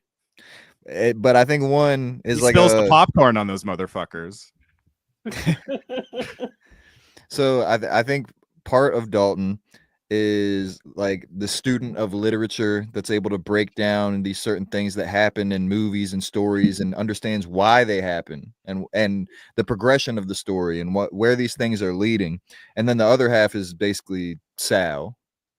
It's just like the dumb fat kid in you that just wants to enjoy bad shit. So those two things are always fighting. And nothing made that come in greater conflict than our saga with Roll. Dude, Oh I'm yeah, still picking up the pieces. That was a storm within Dalton. Oh yeah, pride cometh before the storm. Pride cometh before the storm. Yeah, I mean, I guess I understand movies and I can analyze them and all that, but well, we could do a movie show and we could call it Robbie Wood or Popcorn Fed. Wow. Oh, apparently I was covered. I've been sucked into the Dabbleverse pause. Because on one of these podcasts, I guess they covered Kevin Brennan and Chad Zumach covering my roast battle with Tom Myers. Okay. So that's some news I've been made aware of. By the way, Robbie, I will concede with something you said. I'll concede that Tarantino is better than Yorgos Lanthimos and Robert Eggers. I would not say he's better than Paul Schrader. I would say they are, if anything, they're in the same. I would say there's no Tarantino without Paul Schrader. They're in the same Paul. No, they're in the same Paul art. You'll be remiss to hear me say a single bad thing about Paul Schrader. He's one of my all-time favorites, but Paul's put up some fucking stinkers. Tarantino's had. But that's actually why Paul Schrader is better, is because he's willing to fail. Whereas Tarantino, you think of Willem, he's in a lot of his movies. Willem is in a lot of his movies. But Tarantino is way too precious about himself, based on the novel Pushed by Sapphire, and he is like, it's now hindering him, and it's like, from the lips of a name. I have a lot more respect for somebody who's willing to just throw everything at the wall than whatever Tarantino is doing, where he's like, I'm scared to make another movie. So don't make one then. Like, I don't know. Like, I can't tell what's a better philosophy, because I'm like you, Dalton. Like, I agree. I myself tend to just throw a bunch of shit at the wall. Pause. I myself tend to throw a lot of shit at the wall. But I question, like, is it better or worse? Because here's the thing: Tarantino being more scarce and selective, all of his movies are event movies. He's one of the only directors that will get people into a theater just because his name's on it. And Nolan's like that. Scorsese's kind of like that. Probably, Scorsese. And that's about it. I mean, we all love Hugo. But at the same time, it's like we're being deprived of a lot of great. Like, he won't even make the movie critic just because he is like this fucking autistic. Yeah, it's lame. Like, make a bad movie. Who gives a shit? Make a bad movie, and then the next one will be good. Like, I don't. What do you? By the way, he thinks all of his movies are fucking bangers. It's like, I enjoy Death Proof, but that's a fucking shitty movie. See, I think Death Proof kind of traumatized him, because he dodged a bullet, because it is good but not great. It's not. No, I don't think he wants the weakest Tarantino, but it's still good. I think, and Grindhouse like kind of weirdly broke him. Like, it like really fucked with him, because it was his first bomb, and it wasn't as well as not being up to his usual standards. I think he's too much of a diva for me to even like. Just his whole fucking deal is annoying, where it kind of sours me on even his like the work he's done. Whereas, I have a lot of respect for somebody who will just make things and be like, whatever. I'm on to the next thing anyway. That's why the greatest actor of all times is Eric Roberts. He'll do like 100 movies a year. Okay, but Don, like, Daniel Day-Lewis basically did what Tarantino did. But I think Tarantino should just do his 10th movie, pretend to retire, and then come back like Michael Jordan. Like that didn't stop. I'll say this. That didn't stop Jordan's aura when he came back. Daniel Day-Lewis has been so selective and such a prima donna about his work that he has not brought me as much joy in my life as somebody like Eric Roberts. Or That's Ray actually Price. Like if I turn on a movie, any movie, there's a very good chance that at some point in the movie, either Eric Roberts, Ray Price, or Willem Dafoe will show up. Right. And those guys have brought me much more happiness than Daniel Day-Lewis ever has. I agree, but I think Tarantino wants it to be that you recommend, you just say watch any Tarantino movie, you'll have a good time.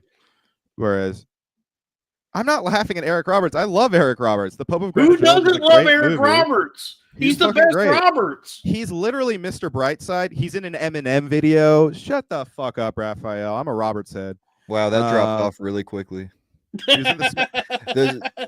That's I got to be honest. I couldn't disagree more. I really admire when an artist is willing to say, I'm only going to put out things that I feel good about. I think people that just make hacky horseshit just to make it, like I look at somebody like Tarantino and I'm like, that's a guy who cares about what he puts out. He wants to be revered as somebody who's not just another shitty actor who makes things because people have to see him. And on the tip of Eminem could learn from somebody like Tarantino. You don't have to drop a fucking new album every 2 years just because you're Eminem.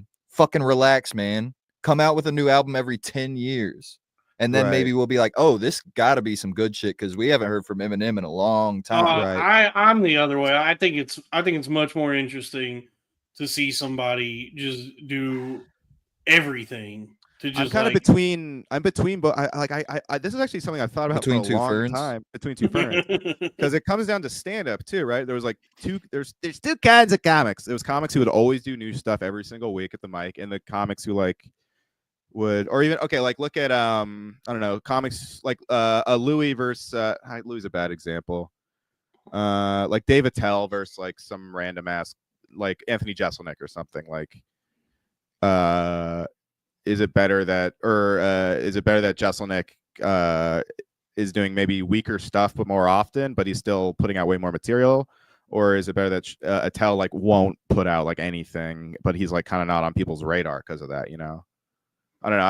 I think you both have good points, and I'm between both of your ferns. Do you not think the reason, Dalton, that you want him to put out more stuff is because the things that he's put out are so good, and if he put out more things, he wouldn't have that standard for himself that would make you want more from him? Well, look, the first rule of show business is leave them wanting more, right? Absolutely. Yeah, I mean, I don't know. I think it's to me, it's more in. I'm more fascinated. It's just fascinating to me to see a greater scope of somebody's creative output. Just I also think I'm with Dalton where it seems like in this case, it's not so much I'm between two ferns. I also saw a highlight Skullfuck's comment. That's very good. Where is it's between left. You're not gonna last very long. That's a bad position to be in. You know, what is Australia? What is Australia, right? That band, I think, King Gizzard and the Lizard Wizard, puts out 4 albums a year, and not all of them are good. But I enjoy going through them and just see there's so much that's interesting to see all the crazy shit they're doing. This is actually a Drake versus Kanye kind of thing too, or Kendrick actually is a better example, but and I think what I agree with you, Dalton, the thing that's Tarantino's doing that's frustrating, I think, the entire film world is he's letting his idea of quality control and legacy get in the way of being creative. Wait, now Robbie, tell me, did we win any awards from Film World? Did we win an Oscar? Oh, you mean Drama World? The Jokies should be called the Oscars, but then in parentheses on the bottom it says, "I live in a garbage can." Oh my God, Crack! When you started saying that, my mind went there, and I'm happy. I did. By the way, I do want to reiterate something I said in our group chat, that they should have an Oscar category for just cool guy. so that Vince Vaughn can win an Oscar. That would be good. They just had an Oscar Crazy for, like, ass white boy. yeah, cool guy in a movie. Dude, they should have an honorary crazy ass white boy award at the Oscars. Crazy ass white boy award. DJ Qualls 12 years in a row. No one touched him. Woody Jamie Harrelson Kennedy would have one. Crazy Woody ass Harrelson would have one. Oh, he'd have like 4 at least. Right. He'd be the legacy. And while Leo has no Oscars, he'd have Leo has crazy ass one. white boys. Leo He's got one now for the Revenant. The Revenant, that's right. He had to fucking go in the woods by himself to get to give himself pneumonia. Somehow like Chet Holmgren wins one. He's like, I've never been in a movie. I'm a basketball player. No, fucking just Chet Hanks takes it home every year. Yeah, He's like, wow, I can't believe I won it again. That's why I don't give a fuck about any of these awards, is because you look at the people that have them. Like, you look at the people that have 2, and you realize, like, for years that Leo didn't have a single fucking one. He's one of the greatest actors. There's a lot of the Oscars is bullshit. Like, a lot of it is fucking stupid. Yeah, like, I people want it to go away, but I do enjoy that it makes Hollywood. It's like the last thing keeping Hollywood making like movies for adults and like actual quality, trying to make quality. No, because dude, 2 years ago, was it 2 or 3 years ago? Everything Everywhere All at Once won like every award, and I was like, this is the most like baby-fied infantile movie. First of all, that came out. This movie fucking sucks. Yeah, but I think that movie is fine. It's fun, but it's like also that was like peak woke, and it was like, oh, it's a Chinese woman. It's a Chinese thing. She's not even Chinese. Michelle Yeoh is from like fucking Malaysia, so she's not Michelle Chinese. Yeoh Kratom. Michelle Yeoh Kratom, home of the 60 yen Kiro. Yeah, Michelle Yeoh is from Malaysia. She's Malaysian, so it's like her career is based on the fact that nobody can tell them apart, and they're like, yeah, she's Chinese. You know, she gets to be in kung fu look at movies. these. No, but I mean, like, it's not about the movies. It's not about the movies that they actually do nominate or even who they award. It's more so like it makes the studios greenlight a lot. Like, there's a lot of good movies that are made just because they are trying to win in awards and shit. You know what I mean? This is a great question from John Castle. Wouldn't this be amazing if I was as close to the camera as you guys? Like, imagine if you saw me and Dalton side by side, and this was the size difference. That's hilarious. That'd be fucking insane. That's Craig got the procedure from that Matt Damon movie. Downsizing. He's down. Well, yeah. Well, that's one of my all-time favorite stand-up jokes. If I was, and he came up earlier. Brendan Crick was like, more like Brendan Crick's old opener was like, I'm a very small man. I'm so small that people can't tell if I'm talking to them or if I'm just a man very far away. That was great. Great barn dog. R.I.P. barn dog. Good. Yeah, rest in peace to Brendan Crick. Dude, him on that Kill Tony with Shane, like judging, that was like a nightmare. Yeah. I couldn't believe that. I remember when that happened. That somebody had to go through that. Yeah. Brendan is like the only like casualty of the Shane Gillis extended universe. Like, he's just like gone. He's not dead, but that's more so due to his own psychosis than anything. But it's so funny that he like, don't I know it? Hey, yeah. Hey, but it's so funny that he like got so anxious about like his having a family and like quitting comedy that he tried to scrub his entire existence from the internet. The one snag was that he just happened to be roommates with what is now the most famous comedian who's ever lived. I mean, you gotta just feel like your life is a joke. Well, that's one of those things. Like, I had a lot of moments in my 20s where I like would look up at the sky and be like, is this like a documentary by God where like I'm the unluckiest person alive? And that's the type of thing that happens to you. And you're just like, I've done that. Is this whole thing a joke? I do kind of think Brendan was like cursed or something. I've been staring at the ceiling fan like Laura Palmer, just wondering what the fuck is going on. The amount of bad luck. Wrong? Like, Brendan was retarded when it came to his own decision making, but the amount of like random bad luck he had was also staggering. I'd be waiting for Ashton Kutcher to come out, son. Yeah. Be like, nah, dog, this can't be real, man. Yeah, Ashton Kutcher comes out and says, you got butterfly affected. It's a good movie. I need to watch it. All 3 of them. Brendan Crick. Check out, he deleted the whole show, but Coward Hour, there's some YouTube that just plays 24 hours, which is also hilarious. Like, he went through all this work to bury the show, and the fans like put it up, like they ostensibly still have the show running constantly. But check out Coward Hour. It's one of the funniest podcasts ever. Yeah, honestly. weirdly, the person responsible for deleting Coward Hour, also Michael J. Figs. Yeah, it is funny That that man is a deleter. no offense, but Chris it's very Deleter. funny that Crick, that Dalton, like if you divided Crick's breakdown, you'd get Dalton and Figs and how they both left my shows. Yeah, if me and Figs did a Dragon Ball Z fusion dance, you get Brendan Crick. Right. People love a crazy fat guy. Mm-hmm. What can I say?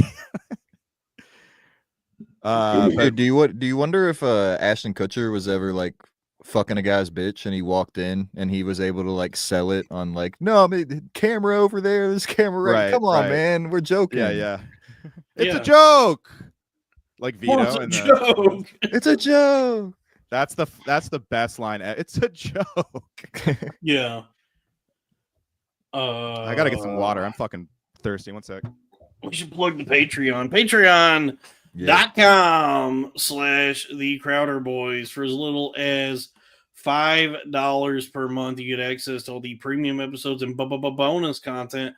I am going to fix the audio feed soon, so all the audio for this feed and that feed will be updated.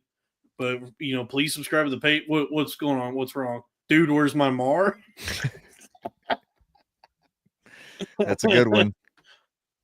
Patreon.com/the Crowder Boys. If you subscribe to the $10 and up tier, you get a shout out on the show. So let's go ahead and do some shout outs for those people. This is our new ruler tier. And so actually we'll start with the Please Don't Be Mean to Me tier. That's a $50 tier because we still got MC Downtrend. Subscribe to that one. And then we for our new rulers, we got Aaron Gutenplan, Bad Bart, Broke Degen, rest in peace, Kummerstein, Drew Huntley, Ice Hawks Paws, James Worrell, JCG, Johan, Ramones, Robert Erickson, Steve's Nuts, the Muad'Dib, Tarvin, Trevin Baker, Textbook, and Vincente Caprini, which is also Broke Degen. And happy birthday to Broke Degen. Happy birthday to Broke Degen. Someone just canceled their Patreon membership. I'm not going to say who, but that hurts worse than if you never subscribed at all. We should start exposing every week the people that cancel their Patreons. Well, somebody named Fernando just canceled. So jihad upon him. Fernando, we're fucking coming for you harder than ever, brother. Yes. We're going to fucking destroy your shit. So that's patreon.com/the Crowder Boys. And we'll be there after this episode is over, whenever that happens. Yep. And then if you're, hey folks, if you're subscribed to my channel, Cornfed, stay tuned because big things coming to the network. But the main, this is the Crowder Boys, so it's patreon.com/the Crowder Boys, $5 a month. Crack has t-shirts. Where are your t-shirts, Craig? Top something? topbananausa.com/crackamico. You can find those links in all of my socials. And I do want to tell everybody that I will be back to streaming this weekend. It's normally on Saturdays from now on, but the Royal Rumble is on Saturday, so we're gonna have to make that Sunday. I'm coming back. My big return to streaming Sunday. I'm thinking like 5 o'clock, but I'll make an announcement, let you guys know, and it's gonna be big. So you're gonna want to be on my YouTube channel, youtube.com/crackamico, this Sunday around 5 o'clock. Big stuff coming. Wow. So, see you guys there. $50 super chat from Dan Mullen. I love huge natural boobs, man after my own heart right there. And I want everyone to know it. More ellipses. Rest in peace, Gizmo. 17 is a great run, no matter how bittersweet the ending was. Yes. We had said I had seven. Me and my family, we had 17 wonderful. Well, we probably had realistically, we had 17 or probably 15 and a half really good years with him. Great years. He was deteriorating there at the end. It was kind of rough. To see a dog's entire personality leave him and become a a husk of what he once was as he becomes ridden with He was a husky. cataracts. He was what? He was a husky. No, he's a Shih Tzu.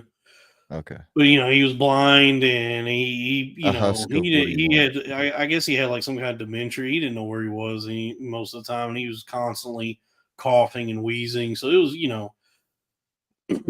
that was what. Hey, you know what? Thank you. Thank you for I think Gizmo touched all of our lives, and it was rough. Yeah. Yeah, He was barking up the wrong tree. dude, you have no idea. But that's why we love Gizmo. He was a fighter till the day he left this sweet earth. He wasn't so much of a fighter as he was just blind and didn't realize he walked too close to the other dog's food bowl. Oh, god damn it. Yeah. Well, we hardly knew you, but 17 is a great run. That's a great point, Dan. That's a long fucking time for a dog, yeah. Long motherfucking time. What would he have been? What's 17 times 7? He's like 500 years old, maybe. I don't know. Yeah, so he's basically a vampire dog. Yeah. I mean, he lived like way beyond like his natural lifespan. It was only due to like every trick of veterinary medicine that exists that he lived as long as he did. Because it was, if he had just lived the life of a dog, the way a dog would just live, he would have died like 2 years ago. But goddamn, where's Robbie looking for water in Africa? I don't know, was he? What's going on there? Yeah. Tanner says best merch in the game, and that's nice. high praise. I love Tanner. He's a juggalo from way back. Whoop, Yeah. whoop, Tanner. Comfortable ass shirts. Get on it, guys. But yes, stream coming back. That's the highlights of this show. My stream is coming back on Sunday. Be there. And R.I.P. Gizmo. What a great run. Big ass jug of water. Oh, by the way, there's big soda news. Oh yeah. He won special of the year on the joke. You want to save soda news for the page? You know what? Wait, we'll talk soda. I have huge breaking news that I want to tease that we're going to talk about on the page, though, you guys. Sweet. This is massive. Hit us. Hold on, I'm going to share my screen. There's a huge poll that just came out, and it's amazing. Pause. And you're squeezing this for the Patreon? Yeah, hold on. Look at no. Crack, can you share my screen, please? So they pulled. This is a picture of a dick, Robbie. No, I'm not showing this. Yeah. All right. So it's a primary poll. Of course, Democratic primary poll. Harris 33. That's going to go down. Buttigieg. Look who's 1% below Walls. Whoa. I mean, can't say we didn't predict that. I genuinely, he's too young right now, but by the next election, Jack Schlossberg will be eligible to run for president. I think he can be the Muad'Dib of America. He's like American Aragorn, dude. Do I make you Aragorn, baby? Because I think a lot of people don't know about him yet. First off, he is a Kennedy. He's JFK's grandson. Secondly, he's fucking hilarious, dude. Like, did you see all the him live tweeting, going off about his uncle today? Like, he was during that confirmation hearing for RFK Jr. Jack Schlossberg, who's I think RFK's nephew, was just saying, "No, he's fucking lying. He's an anti-Semite." He was just going off about his own family. Damn. Yeah, it's a fucked up family. Yeah, I mean, I don't know if honestly, I don't know if any of the Kennedys should try and keep going into politics, considering how it's gone for them. A couple motherfuckers get their tops blown off, the whole family starts acting weird. But I feel like if Schlossberg actually, got into politics, he probably Earl Skakel should run. He's a Kennedy. Yeah. Wait, Earl Skakel. We need to get him on the show because I think I heard recently that he once had a short-lived podcast with the great Roddy Piper, and I want to ask him about that. Yeah. He was gonna do it, but I just forgot to. I think it was just a conflict or something. But he was really down to do it. Schlossberg, what was the conflict? Israel Palestine? Was it? Dalton, that was it. That was kind of an international tragedy. I guess so. If you care about those things. Wake me up when it's National Security starring Martin Lawrence and Steve Zahn. Oh, dude, I love Steve Zahn. How about Martin Underrated Luther as hell. Lawrence? Or Martin Lawrence King? What about Bill Martin Lawrence? Yeah. What would that? Robbie's usually the impression guy. Yeah, I don't know anymore. Well, what does Martin Lawrence say though? What does he say? I don't know any of his bits. Like, yeah, like Big Marma's house. Wait, what? That was that show Yeah. Martin. Is Gina. that Damn Gina? Was that from that? Damn. Yeah. Oh yeah. New rule. Damn Gina. There we go. Speaking of Mar, wait, no, I got it. Damn Gina. Yep. Is that a new? Oh yeah, Run Till That. That was his thing. Was Run Till What's that behind you, Robbie? Is that Club Random? It's yeah. It's Mike. It's Maher dropping the mic after winning an 8 mile. It's 8 Marl. 8 Mile. I'm gonna walk my white ass back across 8 Mile. Okay. I am. What would he say? Himself. Everybody in the 213, put your motherfucking hands up and follow me, okay? 1, 2, reel into the time. Notice that this man's rules were not new. Okay, your real name's Clarence. And Clarence's parents had a real nice marriage, okay? And Clarence's parents were Christians, okay? They believed in the great God in the sky, all right? New school, it was private. Just Bill someone Maher in the chat. This will be. We'll wrap this. We'll do this and then go to the Patreon because someone in the chat says, "What do you guys think about Nick Mullen retiring?" I don't understand what the fuck is going on with him. Like, I think he's leaving the Adam Friedland show. I don't know him I talked to him like twice, maybe. I don't know him personally. I've never seen anyone so sad and seemingly incapable of like enjoying all of their dreams coming true. Like I don't understand. Like I've seen that, but I think it's more so he just doesn't. I don't know. Chris Cornell, the guy from Linkin Park. I guess that's true. Yeah, you know what? Good point. You know what's coming. He's just frustrating because he doesn't work to his potential and seems to actually like self-sabotage a lot. I don't know that it's actually that he's actually retiring. I watched a little bit of that Adam Friedland show and it seemed like kind of a bit like he was just fucking around with it. No, I mean he said he's leaving the I have heard him and Adam like haven't really gotten along for a while, so I could see it. I don't get it. Like trust me, I understand having mental health issues and all that, but at a certain point, like if you're making like $2 million a year doing a podcast, I feel like that would perk me up pretty well. Yeah, I also just feel like it's like, why would you? I mean, if this, why would you do that? Why wouldn't you just try like getting a third mic like Racine, whose name is Mike, or like switching it up, or you know, like I don't get just like leaving the show like that. He's making podcasting be much more of a thing than it needs to be. I mean, it really is like, you know, it feels like the allure of podcasting, or like what people turn to podcasting for, is the sort of how casual, relaxed it is, and the accessibility of it. You know, the one way it can be draining is if you just are not getting along with your podcast partner, and you just don't enjoy doing it, because that can drain you. If like, I feel like the money would offset that.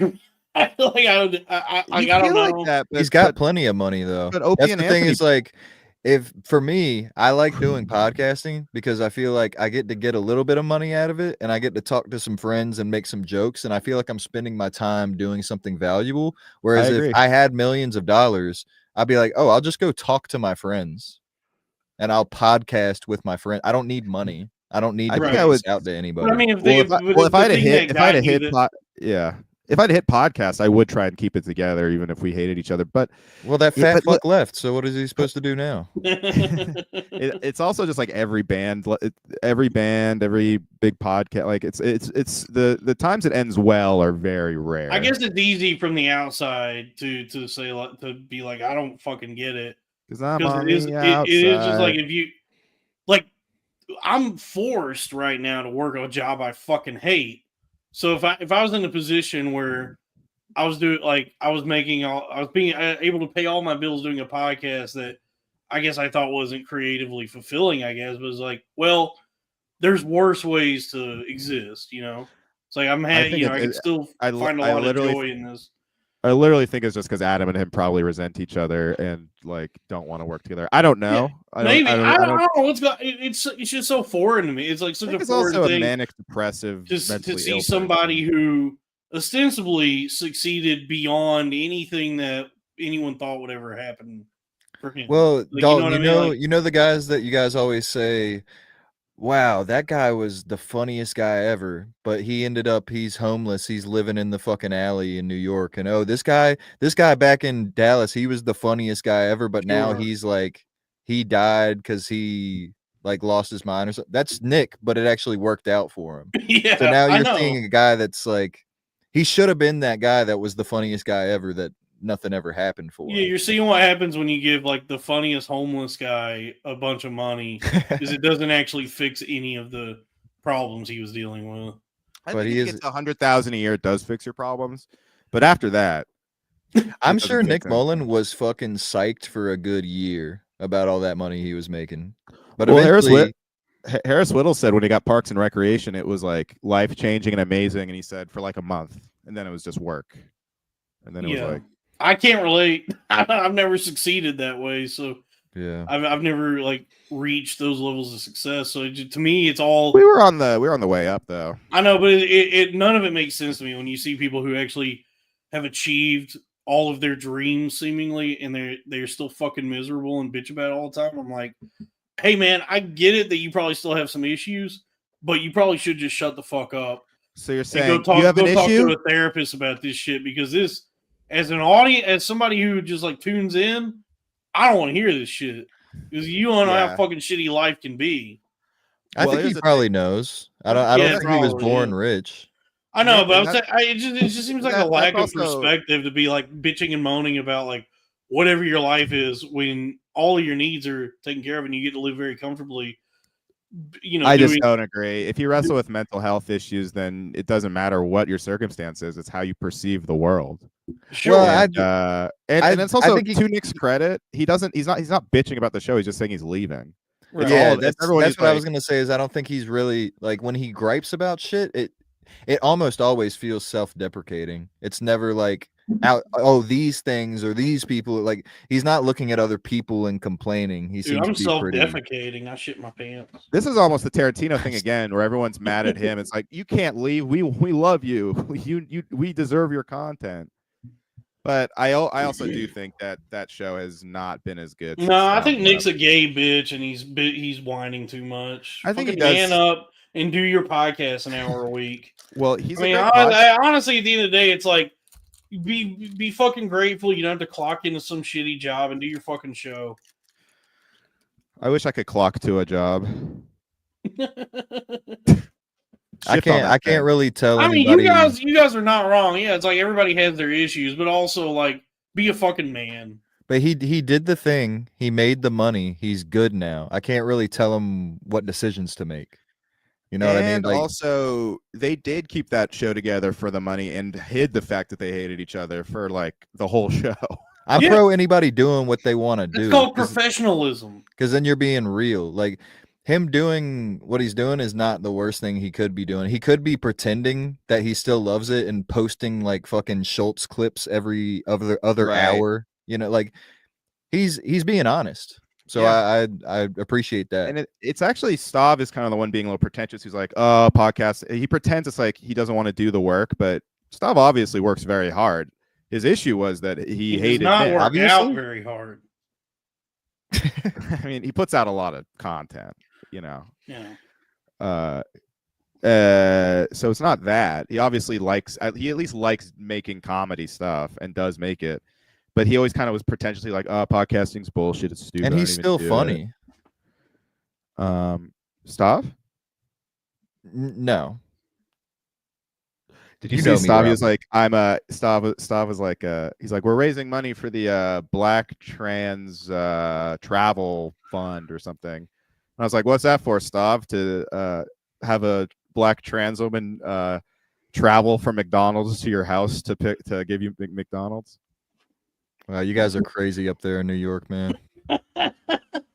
What the fuck is the Black Trans Travel Fund? Also, I don't know, dude. Transport. Yeah, Dan Mullen's right. My issue the whole time with Come Town was just the I'm too cool to do anything fucking posturing. I find that very pretentious, but people really respond to it, but I find it very Yeah, annoying. made them millionaires. And disingenuous too. I think everyone cares. Everyone cares about everything. Stop pretending. I am not too cool for anything, and I will beg for money publicly. I would argue I would argue not only are you not too cool, you're not cool. That's a good point. None of us are. That's a really good point, Greg. I am not cool at all. Crack, you're pretty cool. Nah. Oh, Craig. I hope you guys think I'm cool. I hope you think I'm chill. Based on my abilities, I should be a lot more cool than I actually Cool am. as a cucumber. That is actually true, Crack. You are underperforming your on paper cool stats. By the way, cool as a cucumber. I bought some Wahlburgers pickles at the store. They're Wahlburgers brand pickles. Incredible. Delicious jar really? pickles. Yeah. Ooh. It came in one of them plastic tubs, actually. It was in a jar. I got the Wahlburgers brand spicy pickles. They're like sliced hamburger pickles. Dude, I just be eating pickles like right out the tub. Like I wouldn't even put them on anything. Dude, Wahlberg makes a good pickle. He makes a good pickle? Yeah. You eating goddamn pickles out the bag with another man's name on it. Yeah. And he was in quite the pickle when he blinded that Vietnamese gentleman. Yes. That was more of an egg roll. That was more of a pickle radish. Daikon, they call it. That was more of a ginger. It was more of a kimchi than a pickle. Yeah. Boom. There we go. Yeah, the Wahlburgers pickles are fucking delicious, dude. I'm not a pickle guy. You don't do pickles? If I get a Chick-fil-A sandwich and they put pickles on it, I'm throwing it back through the That's fucking the whole window. point of the sandwich. That's the whole reason you get it is for the pickles. There. Oh, I didn't know it was called pickle fillet. I would go to pickle fillet. I would love pickle fillet. Nah, I more so than even the taste. I can't stand the smell. Oh, dude, I'm a big pickle head. I love pickles. Half sour, full sour, dill, kosher, bread and butter. I'm with Dalton. Pickles not for me. Pickles are a top tier food for me. Dude, I'll eat like a whole plate of pickles. Nah. And shit smells so bad. The Wahlburgers pickles are delicious. And ordering the Chick-fil-A sandwich without pickles is psychotic to me. Like that's Dan, please. You're one of the best fans. We need you. I'm sorry. I'll try them. Craig, take it back. You like pickles. Go, dude. Craig's munching on some plastics right now. Yeah. It's time for you to do a pickleback. Never made it as a wise man. Pickles are awesome, and they're good for your stomach. But you have to get like the actual. They're actually very hard to find. The actual fermented pickles are good for your stomach. Most pickles are fake. All pickles. this shit sounds so disgusting. Nah, dude, pickles are fucking good, man. You like mushrooms? No, pickles are good, man. You just got to make sure they sit and rot in juice for an extra 5 No, I'm months. saying if you want to settle your stomach, that one. I think all pickles are good. My stomach's fine. I'm not a weak stomached man. All right. Well, I am. My tummy is constantly hurting. Yeah, I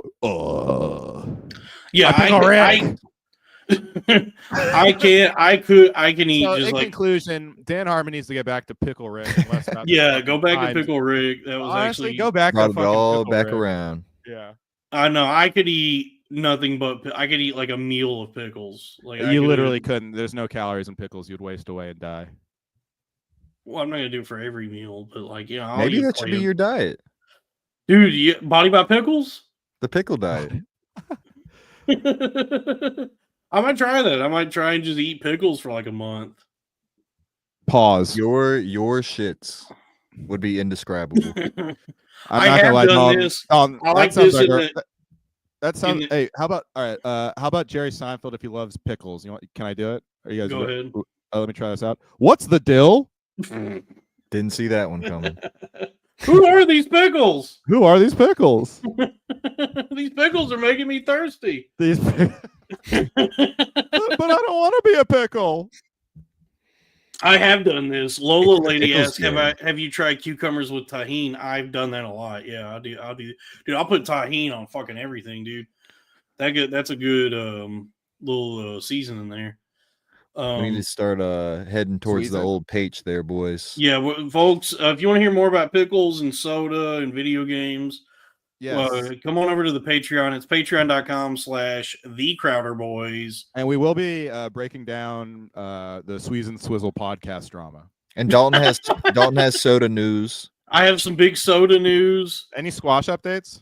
No squat. No, it's pickles this week, and I'll whenever the squash comes back, I'll make sure to keep everybody informed. So it's patreon.com/thecrowderboys, $5 a month. Please retweet my tweet about JokeWRLD. Yes, rape JokeWRLD, please. And my rape stream, JokeWRLD, please. Everybody, rape JokeWRLD. And my stream's coming back Sunday. Everybody hit the channel. Yes, you shouldn't have fed him after midnight, but rest in peace, Gizmo. Yes. Yeah, we did just name him after the movie. He looked like him. Gizmo's a good name. Yeah. The Joe Dante classic, Gremlins. Joe Dante. What a great name. Yes. That's a boss ass name.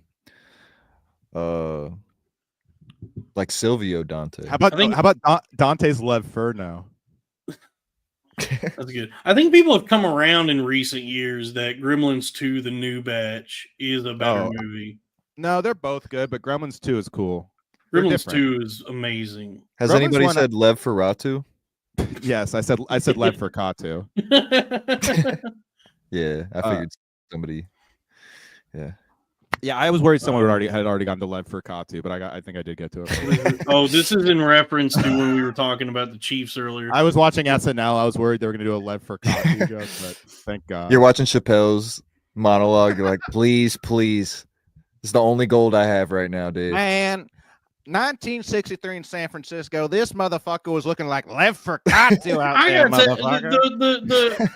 That monologue was solid, but the cigarette is so performative. It's like because when you're performing, you are like pretty hyper aware of everything you're doing, and the effort he's putting in to seem cool and casual with the cigarette is actually having the opposite of. It's like a paradoxical effect where you can actually tell that he's like he cares a lot about how he's perceived with the cigarette, and it's very much like every little thing with the cigarette is like he's thinking about it. It doesn't come across as natural. It's like, you're like you're doing like a prop with the cigarette. And it is funny that the building always has to get like some sort of smoking exception or something for it. It's very contrived. It's just like this is like you're making some kind of statement that like, I guess I'm Dave Chappelle, live in a garbage can, and I will smoke inside. Counterpoint: if you're doing 12-hour sets and you're a smoker, I would want to smoke on stage too. Anyway, I live in an ashtray. Yeah. Anyway, we're going to the Patreon. Patreon.com/thecrowderboys. Join us there. So, yeah, I agree. I think the Pats were way more. Okay, Robbie's just gone. Robbie just. Wow, he's already at the Patreon. You hit him with the pump fake. All right. So yeah, I agree. The Pats much more hated, but the Chiefs are getting up there. If the Chiefs stay around like this for a few more years, they'll be up there with the Pats. Ride Santa Cruz got 10 Crowder Boys memberships. Thank you, dog. Santa Cruz, C-dumps, quite frankly. The C-est dumps, quite frankly.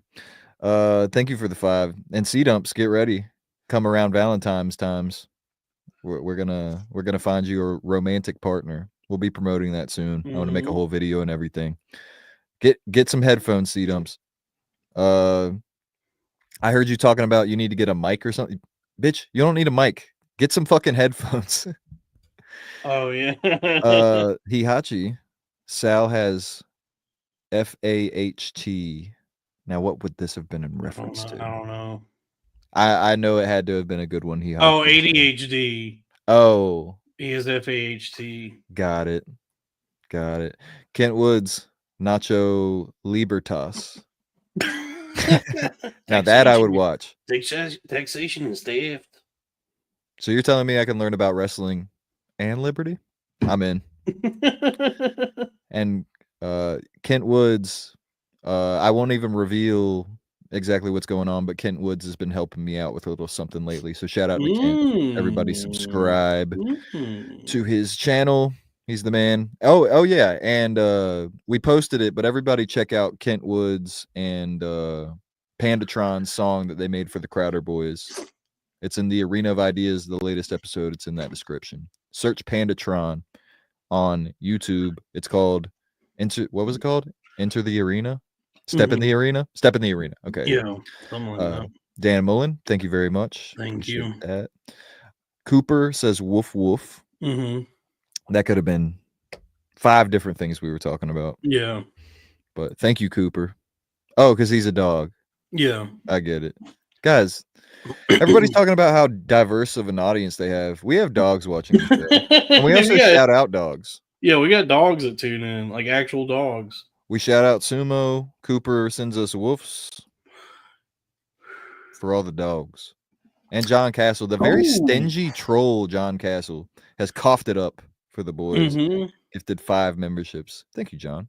And I'd like to come to your castle sometime. Guys, that's been the Crowder Boys. Yeah, link in the description. We're about to hit the page. We're talking soda. We're talking all sorts of crazy things, all kinds of comedian drama. We're talking about raping Joke World. Join us over there this instant. We love you guys, and good night.